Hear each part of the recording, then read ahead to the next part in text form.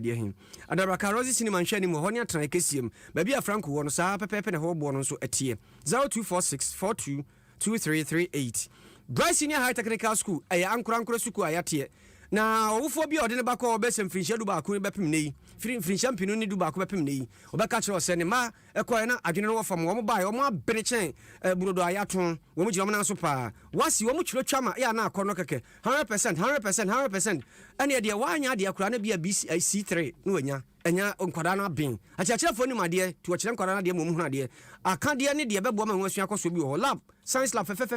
uduru ase we asu apan broche de mo ho fe pa yo technical so ho technical course ni ya chire no ba bi obesua adwuma no a obeba na jese wa bene ni nyina ho ntifo ni chirachim kokora ntumi poemantam omo number 0242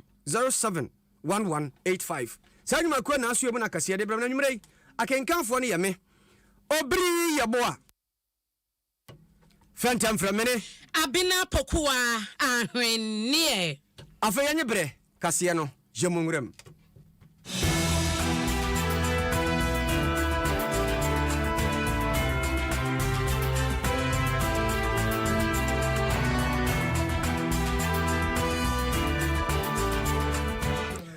afei yanye bre na kase no ne yantinsim ne yatiasim dia afitia wiana ne abomu eka se ababa wa fefefefe sobroche so no bia sode na wose na busua adina ya pa masabre na nije nyina tiaira na baba wai ene woka na kosem ye frɛ no Kurima Ibrahim ni nyina ne se ni pim no yatwa na yatwa pim no nso de a ede a wose wote se oba no wonte wa wo ma mu miensa de na nso bia ni ho de te de eba wiase aduru ba bi kura na se ofa bia ene ye obehwe no eno gye se ogege ho abra hwi ni mu nso no ahyada jese odada nipa no na ofiki aja no achiso agye agunubo enko yie nso obeyen den waye ne saa no ose ni nyina ne se pim na yatwa no nti na de saa hayi aba wodi abra Facebook live na behwe no fe ne ho fe papa uba be hunu kokokoko kama ne wa pin ni mienu na wa boaso ade mienu wa ha ne ho fe na nasamu ana woka se chire kura se wonte de na chiri no emu yade ahodo se wa fa afuro na akwa ya sabe akwo no eno so nsempii enam so ama doctor yi your friend Dr. Benedict Afari ana odi atu dwa aban se saa asem ababa we ya maso no aban ti na sopam no mena nimre pa na female genital mutilation no se ye twa oba tweti ana asepim ye afiri ho na fe kura ba no o se yade a tifudo mantam num akoso ho ache no manfo a akosa haw no mu no empomudire mu anima de bro mo nye wase obi wo ho a achire no behwe na yade ekodi ewu HIV/AIDS e bia beso ne so afa kokuram a tobrebo mu hepatitis ne bia so ano anima bebre no ana de ba enti doctor se wo sere pa se atena ya hwe ema onye die ne wonfa hodie ne mema ne ma nyina mofra ye die so se omonti omani na sa asem no omonka ho asem yi na yenti ababawa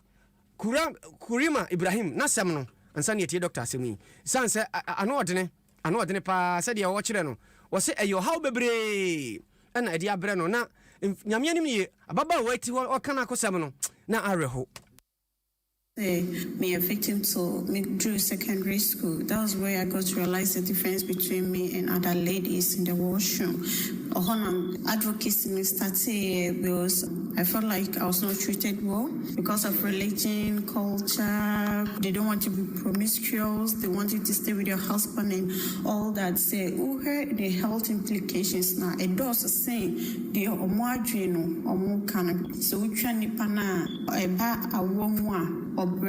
Difficult in passing out urine, infection, and all that. For me in person, it's sex that you will not be able to get an orgasm as any other lady. I'm a Sumawusisia, and I've now experienced Sanamuka say it's difficult for you to give birth because I have 3 kids, and with all, I have to go under knife. That is CS. The doctor always say I've gone through the best way we can do for you is to say Ubeko theater. I can be able to push out myself. Other people, as I said, it leads to fistula infection, a bit more AIDS, a bit more a lot, just because they've not been able to clean the tools they use in cutting them. Wei baba wa Kurima Ibrahim na kosem ena otiyana Dr. Benedict Afari wono so de wakafa sa asemi ho eniye female genital mutilation na se kwa sometimes friend no female genital cutting. No, practice there most of the time in the north na HIV. And all have say you try and bow massive hono clitoris sometimes the FN Libya major and minor and sometimes very interesting na the ewua ebe for me ade be friend scar nti for me scar na won say scar there ya na ntimi expand nti one of the biggest problem my man said doing awo no obo say na so ho no ntimi mbie because kroba ho na through curtain no and mutilation na kroba ho na ewuye no ama ho na dindin ntibo say ho no ntimi mbie nti esa na doing awo especially no oba no betimi enya cat bebre na so ho betimi atete afemu basa but you can imagine say bia wo baby a omuni theater omuni be your operation no one way ya betimi ahwe oba no ene oba ni nyina betimi anja because most of the time no cat na say mutilation na omoye no kra enye for medical reasons and non-medical reasons and omo kanyo bebre but o hwe anyankopon de sa ema se ho no Yo bia won use into woni pada sene so ko twitwitwa sa ne o man fi wo a be man so bone nti na ewu kra betimi afemu aba nti enya de so mo nyina omunjai nti sekai no depending on what they are using na betimi ama onya HIV betimi ama onya hepatitis B ene sa ndamo yare ni nyina. Dr. Benedict Afari and out says Sabri on Sunani Abedia, or Denano Etumubiano. Na yentua so ema wa na ye kwa pomode from ya na enro ebi wo hod ma be kwa pharmacy baby so kwa kwatodro adro na wo kwakwato ya brofudro no eye kuo bi na nipa kuo bi a wo modwuma ene so mo nkrasa nro no emfa no ma gana mu na me so ma fo yade nti na kwa no wonya bi atom na same no ekasai no empanyefo ede tabo ato enro no makomako ha ene aduana mienu so na eno ene pharmaceutical importers no ene wo mko ni nyina no ekire se da bi sanro na panyefo de tabo ato so no ebro so wo so mo yi sa tabo ni free so na motumi kra no ede ba ebepio man gana mu na eko no eye mienu pharmaceutical importers and a wholesalers association of Ghana eno no eye piwa eno maka bobo no mo de nsam wei etu panyefo nim sanso na Ghana Chamber of Pharmacy so eka bie wo maso no de to aso ye hwapom de nsam so no ene se animanimu ya no sa tabo ne ose no mo de ato mo so a wo mutumi nkra sa no wei ema no wo mo ye emfamfi hodom esansa ba no sa no a na e de pressure pa wo so bo na ababeto ebinom so na fifi ya mo a na wo ye twetwefo panyi e de ma pharmaceutical importers and wholesalers association no wo de emunchi mo ma adom kase de etu omututu sempanyifo eyi sa tabo no emfamfi ho 3 stations. I have to be brief because we are behind time.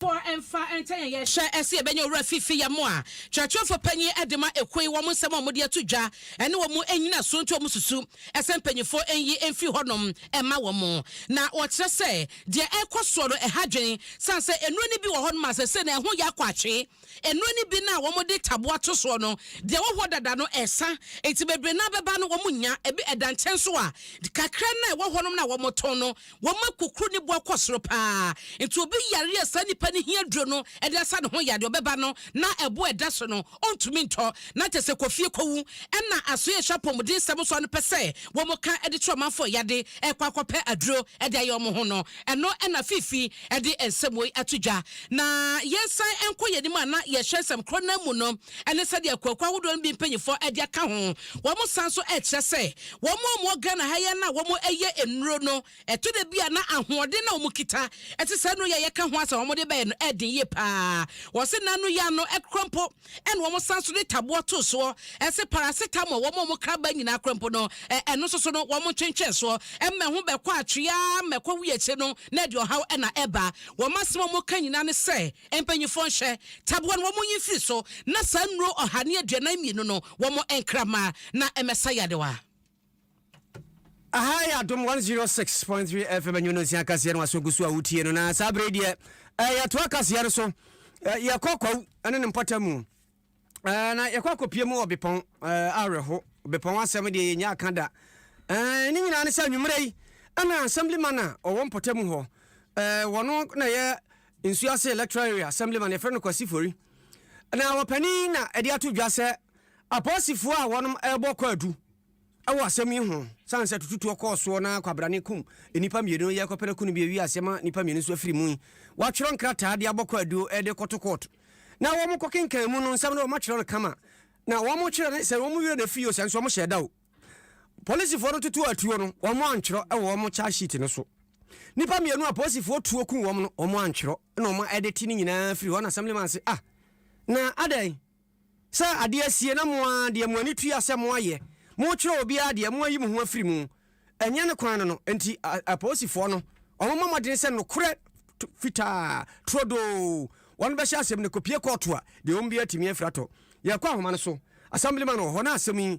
charge to no kora ye de hunu ya ohunu sampa ya yi bi afiri mu na ebi so wo so yi opani akwa ba to me just obi ya boa minim se bibia boko Adom ne ahumo bronti ho ye wo dwane bia na sa wo de wanwane na atifie wo twen de beda me de dwane na wo se ya de charge sheet ne ba na chese ya de te anya charge sheet empe for eba ye ebe ye omo complain ne ho nkone ba ebe tutu atu no atututu e course no enam so e manipa hwe o monkwa but police for every omo report and no statement e ba bonten police for answer to omo say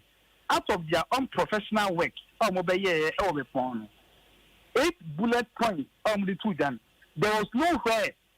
out of the 8 points no there was nowhere omo state say out of their unprofessional work e be ye no enam so e manipa hwe nkwa. They couldn't state it, but they were able to state say omumoto SAE, omoka SAE, and you see glasses every boy. That means the Ghana police cherish property than life. So we are pressing the Ghana police to come back again. No one shown for say, I didn't know about ye no. Route control number control yen, and I'm so many passion of monka. And I'm so many people or many asay. I'm on strong couple. No one painting say the pond for any papa. The pond for almost one say that the police or a police station or a pond. What is the police station or a pond? Obia police in our bosom. David. Obia police moto. David. Obia Koya police via a ban saying and a police moto no essay. And there's some bizarre was a ban saying. And a police motor no say about send a car police car needs one it in say what to about route control young conya the perform conya the perform the perform bien no kita that yet now about route control only light bullet and about route control other two one is what to share home assemblyman Brony Bessia trigger, Adiana trigger, 2 on 2 on. Get trigger 2029 say. I brought to the cocoon, Mamino, Repu Mammy no Kuno, and I was saying Kumamini in your town. Police for our phone, they couldn't arrest the bag. Almost young Cochima, a branch number. And yet, to know before the Cochia branch the buy. And I'm not brought me. No, he say, "Montu mo na monko na me fe police aba na police aba fa mako." Etim command them on say down. Let justice don't lynch the guy. Na the do he say there be. Let train amasa dey wen koso.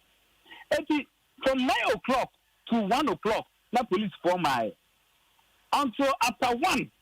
our police for buy. Hey. Na police for start some tutu. Tutu. And na say etuo no a omo toto na yese omo de to abie kwam no mafa within nako. Yes, no mo de to abie kwam atam within nako. Na pafa ho. You de to control route. And then in so here. Water tanks na where dey. water tanks ni ho, tear gas ni ho, pepper spray ni ho. Why do you have to use live bullets to control crowd? Ada yakum. Open up region to question kana ye the control crowd. No, obi muma ono akwoti akwoti kronfo aba no akwoti within yaban na I was expecting the commander say obedu na no oboni say hey choboy the ponfo maya but akwoti wi aba maya die mo so mam like we dey nada and nada ni akoko na be kokko be ponfo because the Juma police went near yen o man kwaya mamo let to call him and am sure e bi kitikite ye boni to kuru police intimate no and to ba ko say ye let to call him MP Ada obi akoku no obi police want me here do kunu na obi akoku obi within 3 days timamfo kwati na ba ye to win round assembly man Mr. Sese wo mu posifo ba chi wo mu no ya ma wo mu bila na wo da sugum 7-1 nipa ma ko 7-1 ye yi obi amara fi yo any them but police now too ma obi ma anya wu no ono so say da so police atade yes because da sugo ya sabia. Yes, any person you kwa at the government hospital. Any person ko hospital akwo hwe any person you go hospital nsi a. Etu onu kan wo mo hen. Etu di kan mani. Etu di kan mani. Eti omo tutu 20 wie yen. E na ma bifo ni so bufu ye. E ma me ne wu ye no. Etu di kan ma me na ma me ne wu ye. E na ma na to ano. Aso tutu obo.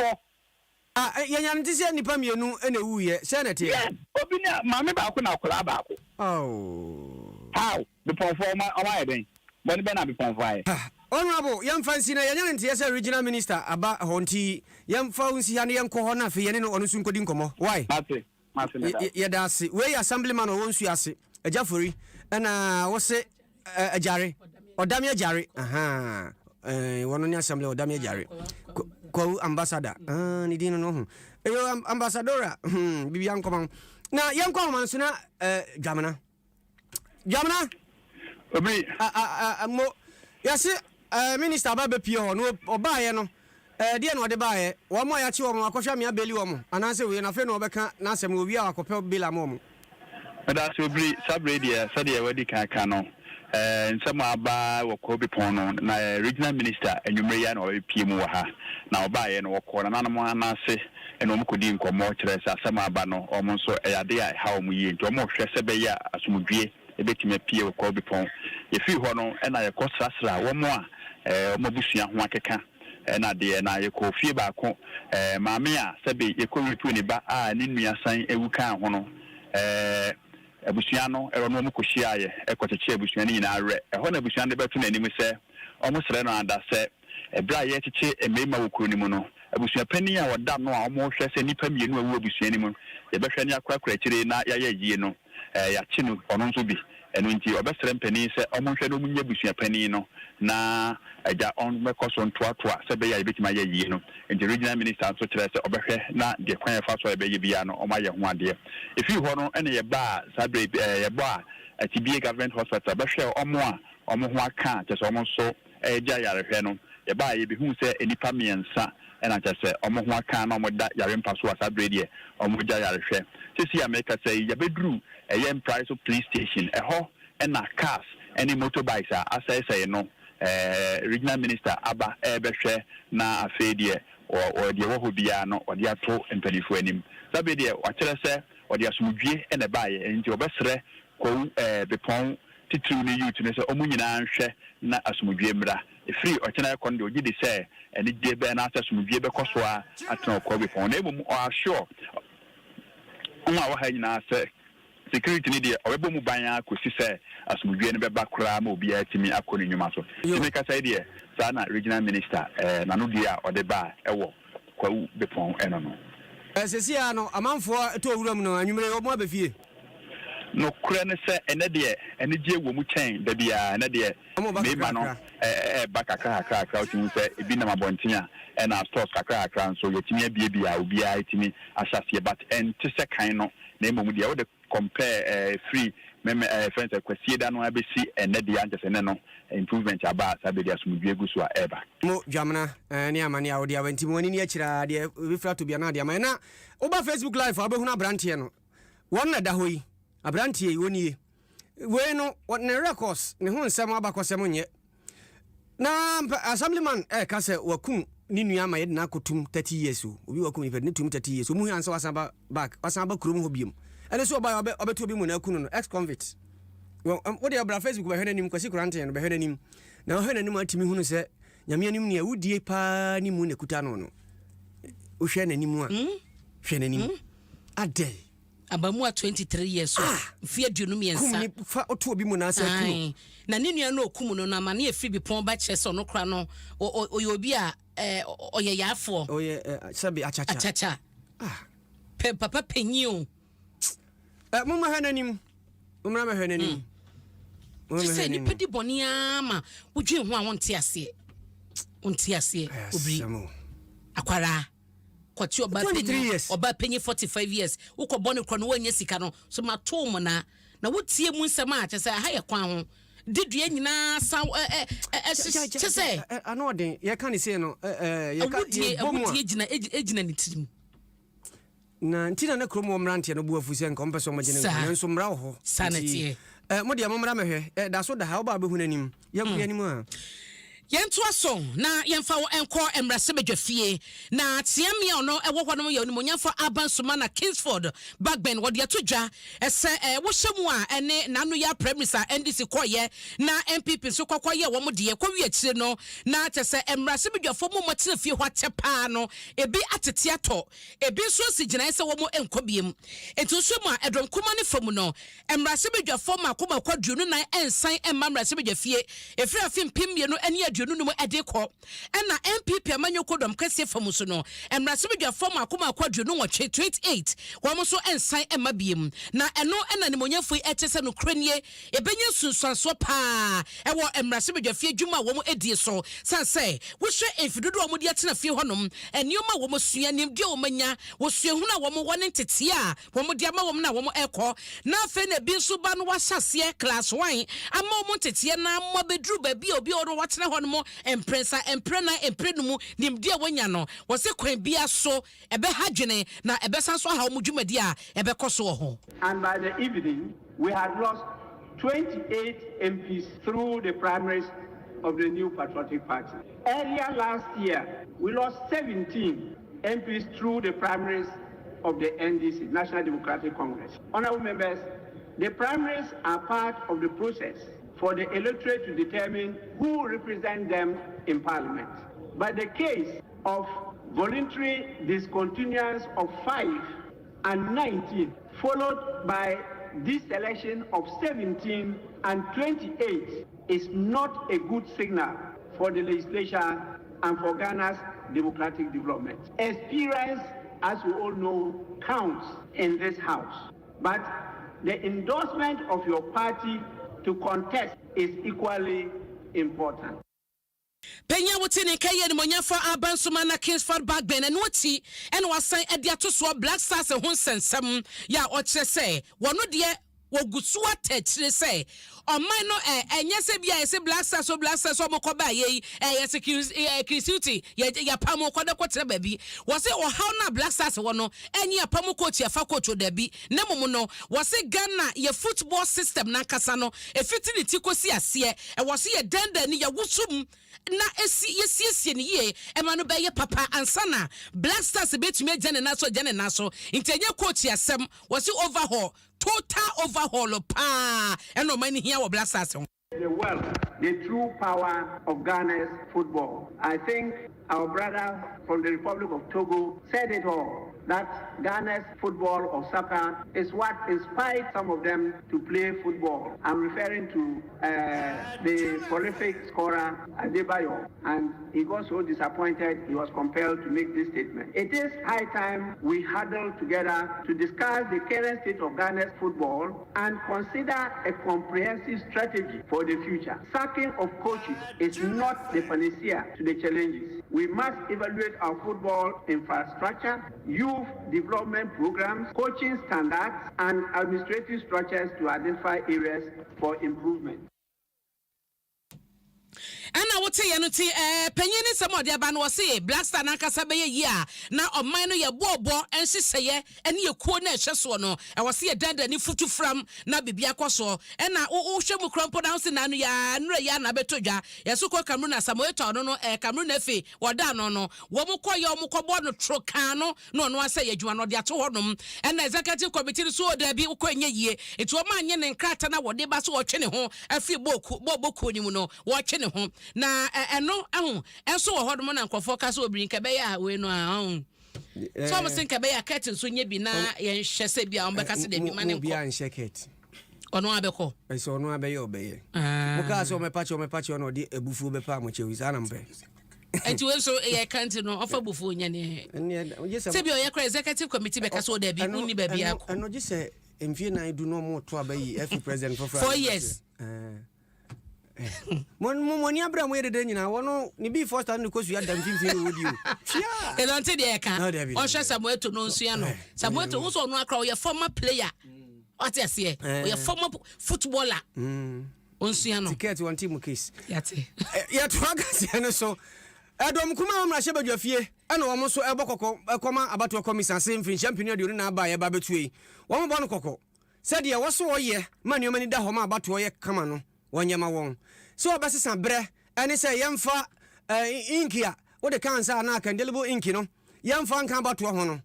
won twen akire obasesa no wasesa no na Dr. Keso ato Heford wona da Adom kuma na no rahye badwafie wono na kasa The Speaker, the Electoral Commission was severely condemned for that decision because it had the potential to disenfranchise or deprive the vast majority of first-time voters the opportunity to have their names captured in the voter register. The Speaker, you are fully aware of how that decision to restrict first-time voter registration to only at the offices of the Electoral Commission, and it caused a huge unplanned and out-of-pocket financial burden to almost all members of Parliament and political parties. This is because members of Parliament had to come in, salvage the mess of the Commission by making sure that first-time voters were ferried to the offices of the Electoral Commission in order not to deprive them of the opportunity to register, to vote, and again, to actively participate in our democracy. Mr. Speaker, the unwholesome decision by the Electoral Commission subjected first-time voters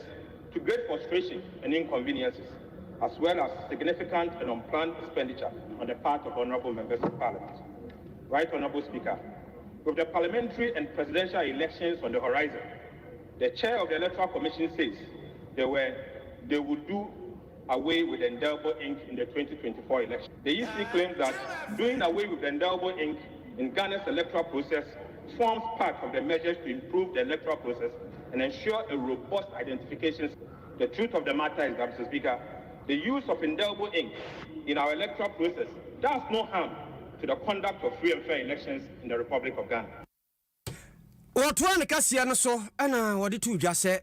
enima bebre wo ha wo sa abato commission oye ansana mfinhia mpinu ne aduonu nan afie wo mu ya baye a yebetui atimi akoso toten enumam ehu hia sense na yemfa indelible ink nka ho ne ho sensem nti wonhwe na onyi sa ne man nyina mfi ho ansana fe bibi fufuro bi ho no baye a waye. Let me say it here and now that the NDC Minority Caucus in Parliament will not support any change at this time. We will not support the change of the date from December to November for elections. This is because there are more pertinent and pressing issues that require the immediate attention of the Electoral Commission than a change of date for the general election. As I speak, Mr. Speaker, the Electoral Commission is yet to release the calendar for the 2024 election. The EC must focus on all its energy and attention on the provision of the 2024 election calendar than a change of date. Mr. Speaker, if the Electoral Commission decides to embark on a comprehensive and meaningful reforms after the 2024 election, in consultation with political parties and other faith-based organizations, Mr. Speaker, we, the NDC minority in Parliament, may reconsider. But in the meantime, Mr. Speaker, we stand opposed to the change of the date for elections and all reforms that has been proposed by the Electoral Commission. For now, we will not support the Electoral Commission's decision to change the date. Anya, memenda fo benya kafie. Won say NDC fo amla shebe dwafie pa de se asesa abato no free December aba November de omonte ase. Womonte ase ne nte ase kina ba bi ogina aba ne abatro December wa wo se wunya kwa nkoto no memene da no ubeka fie. Wei dom kuma maru dani Dr. Keso ato Hereford ena wote se okasa no ene na ye to so dia ma wa na mede wo quarter malatifi do mantemu building Ghana tour we anamo a omampadi dada John Dramani Mahama yo no na ye franka tuni de ma NDC wo de asese so na afa na duru so oni omanfo a wo mo ewo atifi do mantemu no ebe kwakosia akasa na eho no tamale town hall esabudi ekoso no wo say watete se MPP abanya wote so yi ekeka nsem ese 2016 ebra ban sesa ban o mo ba ye no mani sika no mampadi dada Mahama ye no se basa jesu wodi ni nyina manaka dompedu wo mo ba beto ye etidi chese enwuma enkoye ene wo mo ba be hyase efrase ho ene no mampadi dada Mahama chese ha wan pipifo muntieti break so na muyimasum na muntie woso no ebra na wo free so 2016 edi tumi no ama MPP no na oman no eba no inflation yoma bo no se de etie no na ejina 50.5% ya eye papa attend the MPP team ene enye no kwa wose sabra na wodi ja honom no na sa wo hwe eka wo man ne de ene sika na wo man no agege se ne revenue ne sika afaso a anase sika wo agege boaboa no na sa wo se wodi bi kwa kotua ka sabra no na ene na mo ha mu chiche be sa duonum enso 57% nei wo se sika bi aga na nya bia na eye kanko a eka amene wo man ne sika bi a wonya e wo Ghana ha sei na eno no wo bobo so baako kire se so man pani ekufu ado ene Dr. Baumia ne MPP ekogina babia akoka se NDC efisu 2060 to be na ma wo mo no na omma wo mani sika semba saa wo so bia se wo muhu ya trosam no kra bi anim enfuturo ene wo mutu go manfo ani. That myth about you left us a mess. When you came into office, the Kufuor Eurobond was left with 270 million to pay. Where did you get that money to pay? Mahama left it in the sinking fund because I knew that debt was coming up. That was visionary. I knew that if a new government came, it was going to be difficult to find 270 million at once to pay off the Kufuor Eurobond. This thing they keep saying, Mahama left a mess, we came and repaired your mess. Before I left office, the IMF said that Ghana's economy was going to grow by 8%, and it grew by 8% and more in 2017. And in 2018, it dropped. When their own policies started kicking in, you look at the GDP growth rate. From the high of 8% that they inherited from me, the next year it went to 6 point something, 5 point something, until when COVID hit, it went to 0. And I would say, ya no to what say, a Juma NDC aban boy, I said 2016 bre eswa, wamu esi from no, the MPP abanya ye ni fie watching, wamu to be enfant to wamu da, and yano kwa say, wano jini kwa chile ehun say, I was so many nya kwanye bia, ne sabe kasika, no mudia bo mine hobra, amagana for one high one, and unti, was it a bano baby to found one a Kasiebo, and yeah, I tell him you nupa, and what ja edit to honum, at the card, no mine a wadada, no what de ma ban no se de be na aban betumi agiti sika no de abo man no hobra obisa se ho asem etesen enei. When we left office, we gave you 2 new oil fields. All the work that we did as NDC was with one oil field, the Jubilee field. We worked and brought the 10 field and the Sankofa field into production. And so it made oil revenues triple. When we left office, we had solved Dumso, we bought enough generation, we established ESLA to pay the legacy debt. Today, Dumso is back. You can't pay the independent producers. And all of you know Dumso is back, just that they don't want to announce a timetable. Yesterday when I came to Tamale, the lights were off the whole day. And Semuna no wate no say dwuma mo ye edija ban ye ne nyina no ba obebo no troka wase omo sabra mo fi so dun so omo yi fi honom adwuma bia na woso omo ye na dun so na samba no wase aban na ye etwetwe ne nase empe so beto din na omo de ho said aba timetable aba said ne kokomlemle mo ye bedu mu de na ya sonsa omo fo de omo pe so obo ye na obi ehun so mada pa da die ena ne omo pade dada Mahama wate mu de ma ne semo nyina beto dwa e wati fi do mantemu building Ghana to de kopie hono ena kwame enum de bae yemfa yani enkyere movement for change wo makache movement for change ayopani alancha maten wono na akofa ba na ye osono ena sebere de watutu na tabanu mienu osono na so na te ho akese ni waka bu mamna da na afafanto entina ubohu omo no tisa afafanto akokosa de yellow na ene na no ene ekosi sei jumadi edina sempa FM so sebonsu wono na tredwamu na ho na ode ato dwa se aban no eni hadwuma na ban eye no So wasesa etu agu Ghana for komu na wo bu Ghana for komu se o pesika de ayo man no wo se ani hadwuma sanse ye wonema bebre wo ho atitu se nyina mahodene wo de vat kotoso na watete de abo man ho bra de enye kra wo se enyina mahode adwuma ko adwuma wo mo ye no ye wo se ntia o mo adwuma entumi nkoso o mo sika seme nko yie proye ne kankan saban na adwe se wo tua no na efa hasne ha ye di enyama hihiem ye yiri nyina akwa no mo adwuma wo mo ye no ye hu na se efra se sa akosi soro na akoyi a o ha obie ne akiri ede na chese ye nya sika mfa mo ho bra sense ye beka se ye de to na ekogu enyina mahoden so wo se sa anamo aban tuo no ni ha adwuma aban nyai normal market. Yes. The taxes generally. That's now a dosso. Now, according to say identity and a government, taxes are because revenue normal pay. But if we can reduce revenue leakages, so what I say, if we can reduce revenue and deal with corruption, and the amount of revenue now, and Kauba say be free other places and not necessarily taxes. Taxes. So, and to acquire to say it's a lazy way. It's a lazy way of raising government revenue just by slapping taxes on the people. To say electricity tax. Yes. Sebi. The partner say slap away because the problem has nothing to do with taxes. Rather, no. You can the fundamental problems economy, electricity first, even electricity sector and energy sector. Now, how to improve it in terms of efficiency. Yes. Now, all the casa no say to be to say levy say who here.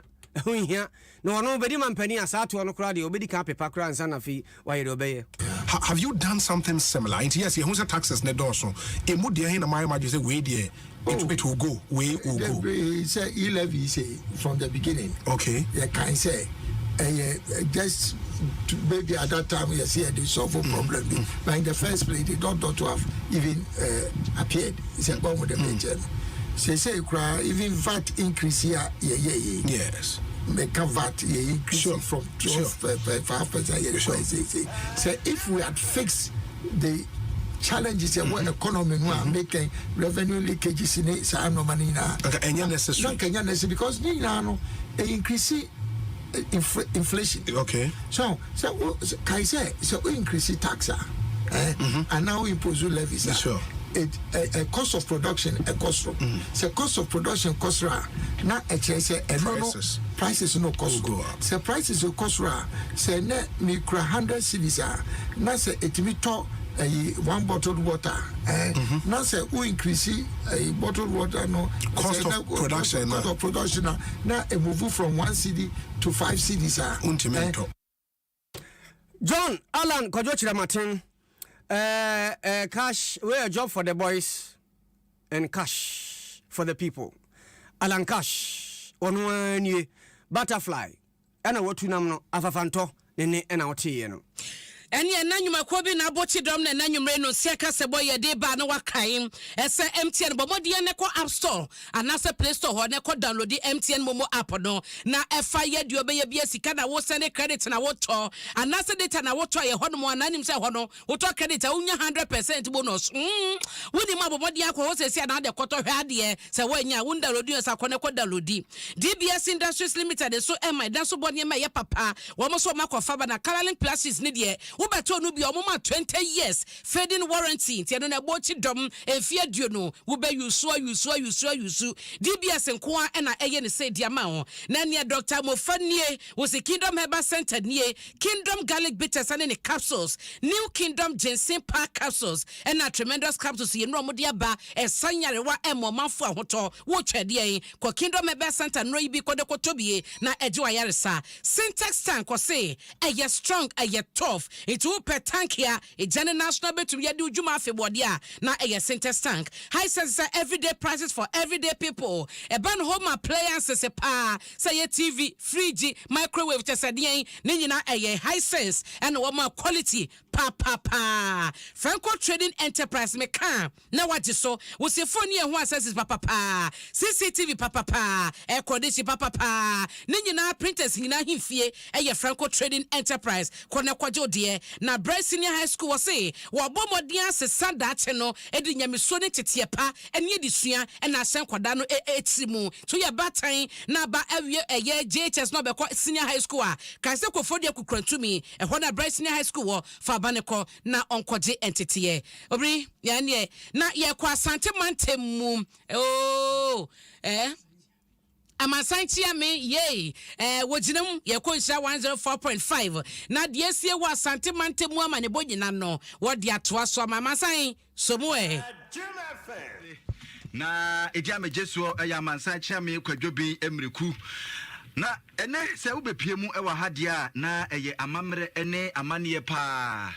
ena ekoso wa ha ne nyina ne se emfinhia wo ha ene aduonum nie ena akwasi broni hwetentene a ye fe no se Grant Wesley amrofu entimanka fensa granti wode ekon pa ebekron asantema so ne ekon no ekofiri ase ewo amoafo a ewo asante bekwai empotem ho a na eye afe apema ha nwotwe aduoson enan na saa ekun ene na akoye asemkese ne ntamkese a ehun akohia sempanifo ehye ehun efapa ewo kwame nkroma esuapon no mu na ene mpanifo ekuni ne enintini pa ene bepie mu ewo kwame nkroma esuapon no ma emfinhia wo ha eni aduonum a akwasi broni hwetenten ebedi yenso botesa ajapade bie fa koye no na mpanifo ehye ehun efa na ewo dwumadie no ase ena pani ba ko a waben pa ewo abakosemu wode tudwa achem se ebra ohwe se akwasi broni hwetenten waba beje asantema aboso na wo mu eyiyi akwan eyeye nsamso dodo na ka ho be eri bepie mu ewo asante emantem ha na eno ena saa historian wo kire aka kire mu se saa ne mampanifo ne ye nyina kire se na omo abo mu se sagranti ekon no omo ede eba be kron so na dwumade na se no ohime tawia ena ekopia se a nyame adon ofa be kamensa ewo efidiam hia ma menkwa ne nchen na nkodi enkomo ofa kwa ba yaja na ene ukopie mu ewo kwa menkroma suapone nyina eye sagranti ko a ene yedi eho emfinhia oha eni aduonum de na course wo no kranie dwumadie no ase ena papa wa benye ewo abakosemu nsemu ewo Birmingham University ewo enyiresi abrochimemu eba ya wono ene wa fabre adadan asante abakosemu ne amane titiru de nam so a eba sa grant kokese no bae na sa grant no na ye kon ya asante ene enyiresi asrafo a na sabre sojani kese a wodi enyiresi asrafo anim ne din ne Sir Garnet Wesley asante fo ntimi ankanti ene waka ne sagranti na kono ne mpompon so pa no de bewie ye amoafo ye ben asante bekwai na okoduru amoafo sede nkroto be se aduanan ni akire ko no emma mu ye den ma ebo sa nkroto aduanan ni akire papa e de ho abakosem bai na nyina ne se ansa na okon no beba no enoma mienu titiru na kofa sa okon no bai sebe ya asantefo ebenya kwai akompoa no ni mpoanofo akodi bia titiru gwa na fe ukoba bi ti se Elmina se de ye kano no ewo brofo kasa mu no a nunti enema ekon no ba fe de toso mienu nso eye sabre asante hene na Kofi Kakari eche Basel yensem pakafo bi egumu ye be se mfie na de ofa wo mu nomum ewo asante memu na no na ma Kwasi broni ne bufu ya woye ne se oba abeko na ansa na okon no ba so no esan ahombo akase omu ye nti omu fa asrafo mekire enyiresifoɔ no kofa asrafo fie aman bi se Sierra Leone kofa bi fie Nigeria kofa bi fie amanoni di omu ba ye hyase ema sabre no se de Kumasi ni Kipos kwantempon na da onye ho na kwantempon ne da na kwantempon no eda amoafo a ye friend se tempon mu ho ne da ekon no edi bewie ho no nti omu hyase eye nsamso ewo asuo praso hyase ye ya kwai no se de be ya etu akese a ye kan se abankese so etu omu ne ba kon no obetumi dia ba asante ma mu nti omu de kon no beduru amoafo a mu ye den no sa sabre no asante ahemfo akese pii no ano na sebe won mo toye ne bi ye sabre kwa mo hene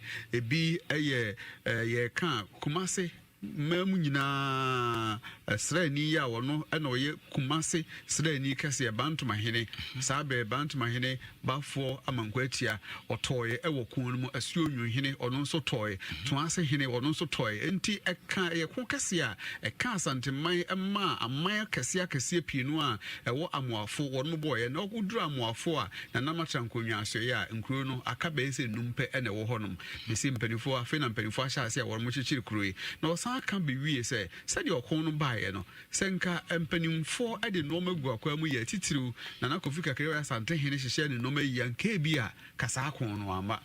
nanso kono bae ma abrofo no ama nanso ho a odiemnika eba kumasi betwifa kumasi ma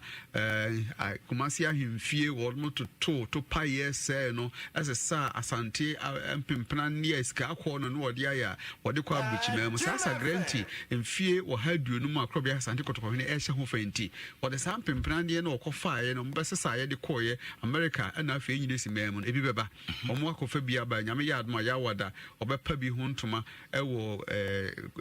manhia fikese mu ansana me bosme de to so dumie no so kwesi de kese no wasapa foforo so free America buchimemu a omkofa bae no so wasapa ho ntoma enti ye ensemu a emu da hope face so de wani di akira fo ani behwe ema obi nka nkyerɛw na ofamija mu akɔ no so hwɛ dwumadi nase a ene empanifo benetimi ebepiase ene empanifo atwotwowura wonu mu ndie wa abakɔsɛ mu bae wo mu nso omo yɛ amanyɔsɛm mu ne wo obi ti sɛ ɔsoafa wo hwɛ ɔmayi adwa ɛho de mekyɛ Energy Minister Obai Dr. Matthew Pokurempe also for share ngomasuan so ye onokura nso ye mahebedwani ewo bosomtwe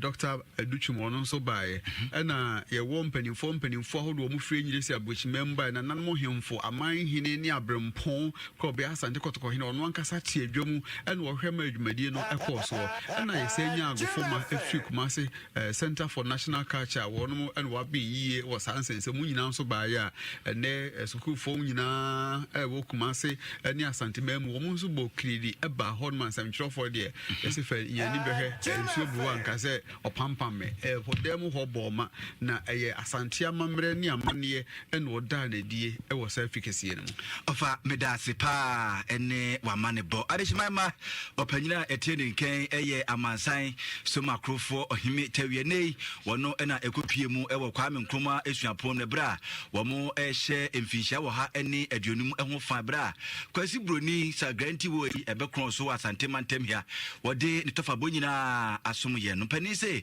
kwan tenten bia bewie abobo na ha ne bra me kwan na naposo nsema mensa ka nyina mede epesi asante mantem ene obimreku yasom ewo nkran ha na chese yenso ye betie sifomu ano na happy birthday osi enkoma Jerry